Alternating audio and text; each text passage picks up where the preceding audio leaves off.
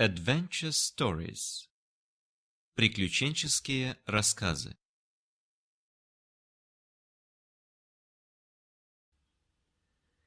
"We went down like a stone," continued the maid, as Miss Smith took her seat again and smiled at him.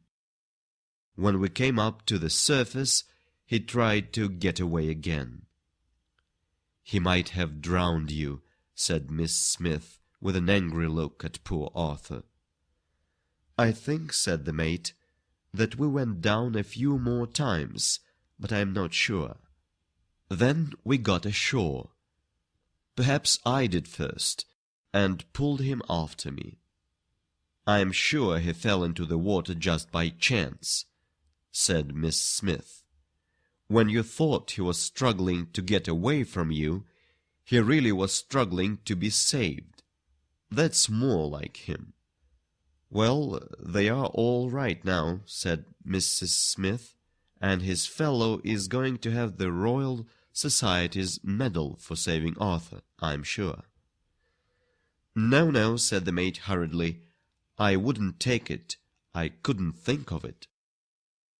"Take it or leave it," said Mr. Smith, "but I'm going to the police to get it for you. I know the inspector a bit." "I can't take it," said the mate in horror. "And besides, don't you know that if this isn't kept quiet, Mr. Hurd will be locked up for trying to commit suicide?"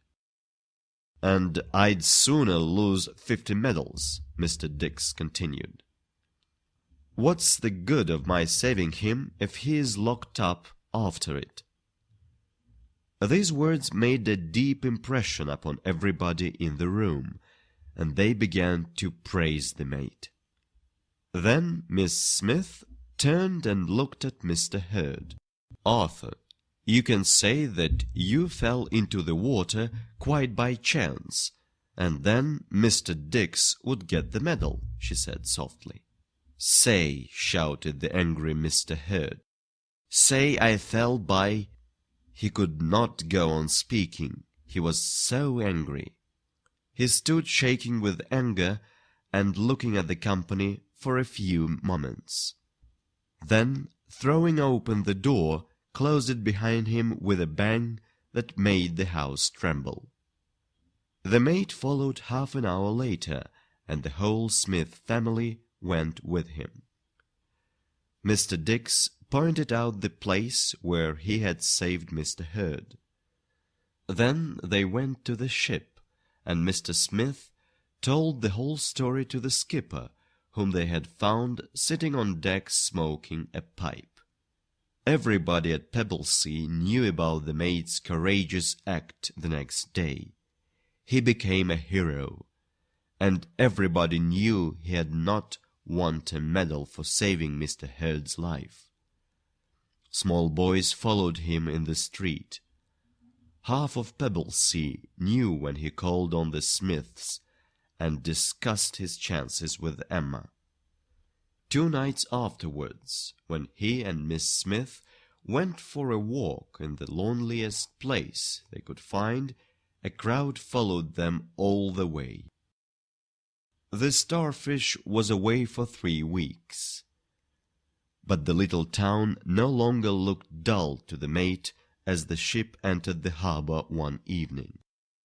Emma Smith was waiting to see the ship come in, and that was enough for him.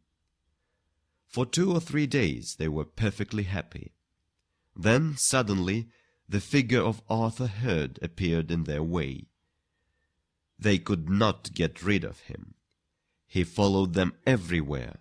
He came up behind the mate one evening, just as he left the ship, and walked beside him in silence.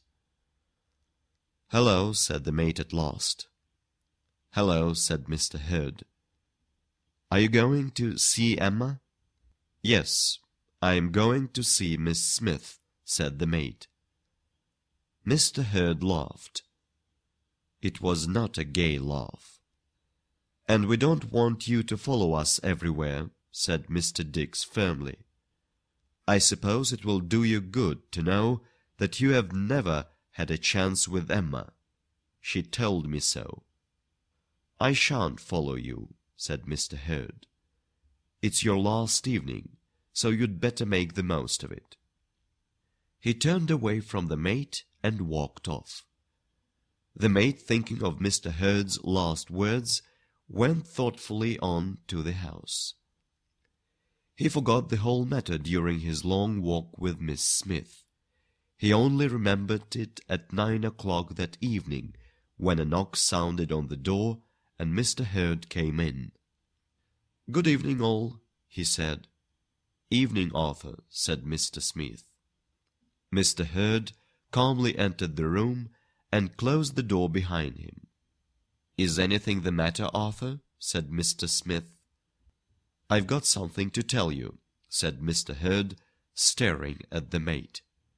"I've got something that has been worrying me for a long time.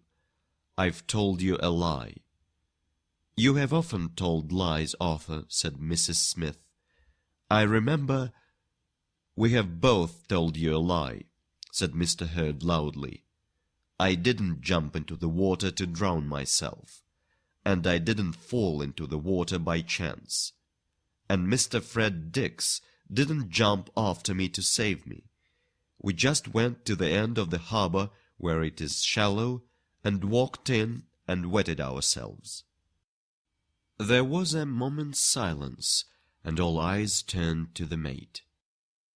"Of course, I'm used to walking into the water and spoiling my clothes for the sake of people I've never met before," he said with a nervous laugh. "For shame, Arthur," said Mr. Smith.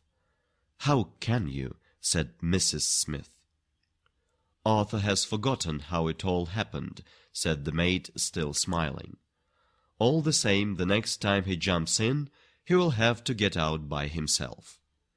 Mr. Herd, raising his voice, began to give all the details about how everything had happened, how Mr. Dix got frightened when he was in the water.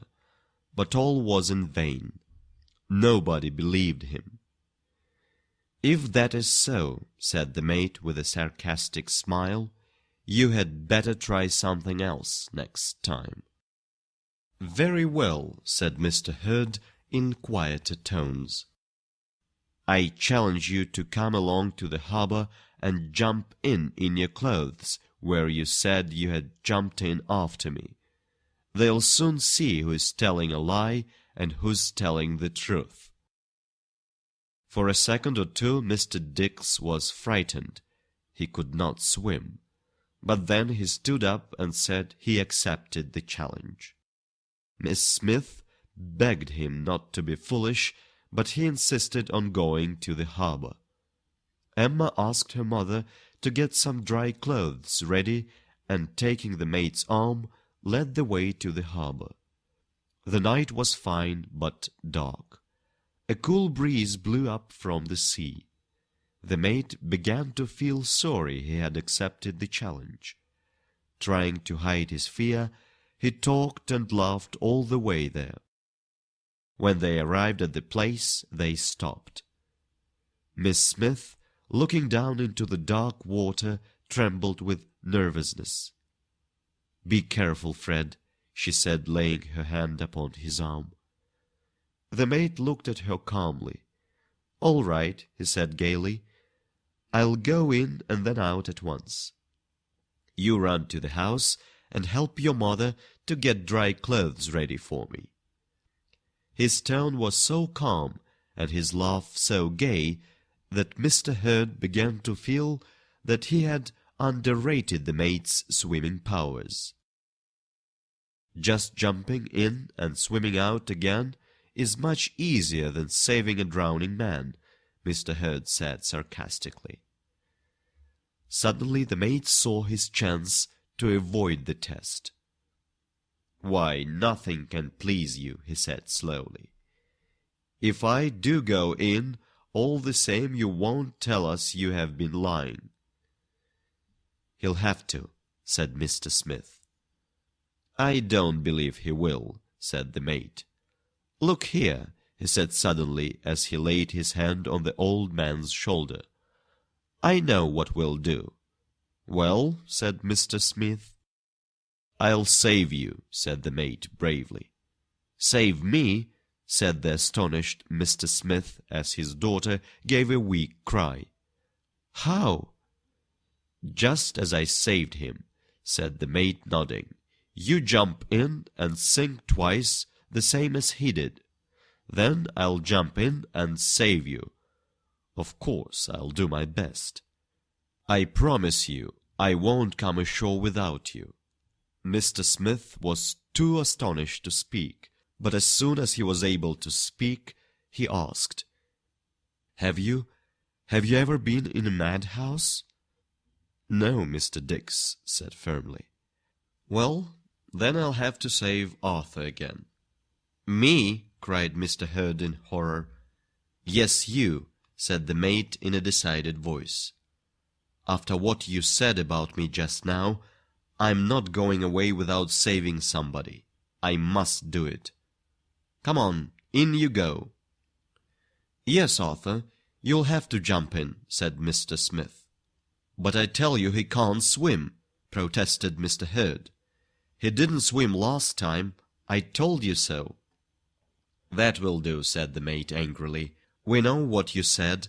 Now all you've got to do is to jump in and I'll follow you. I'll save you the same way I did that night." "I tell you he can't swim," repeated Mr. Hurd nervously. "I shall be drowned before your eyes." "Nonsense," said Mr. Smith. "Why, I'm sure you are afraid." "I shall be drowned, I tell you," cried Mr. Hurd. "He won't come in after me." "Yes, he will," said Mr. Smith, embracing the mate with his strong arm. "I tell you, the moment you are in the water, I'll throw him into the water after you. Are you ready?" He stood embracing the mate and waiting, but Mr. Hurd, with an angry exclamation, suddenly walked away. When he turned around for a moment, he saw that the mate was now embracing Miss Emma Smith.